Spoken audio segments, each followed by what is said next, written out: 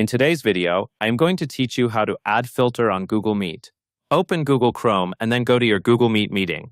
Once you are in your meeting, the next thing you should do is turn on your camera, =. When your video is on, you should be able to see your own self-view, usually positioned near the bottom or in a side panel depending on your layout. Look at the bottom right of your self-view window. In that area, you should see an icon called Backgrounds and Effects. Click that icon to open the Effects panel. After you click it, a menu should appear on your screen. Click the Filters tab so you can browse the filter choices.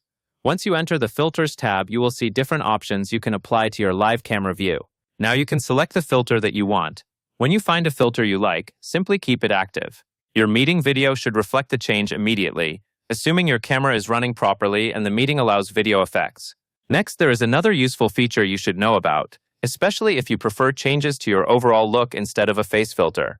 In the Effects menu, you will also see a tab called Appearance. Appearance is for lighting and color styles. Click the Appearance tab to switch from filter choices to appearance settings. Once you are in the Appearance tab, review the lighting and color options. Again, use the preview in your self-view as your guide. Click an appearance style and watch how it affects your video. After you choose your lighting and color style, your video should update to match your selection. And that covers everything you need to know.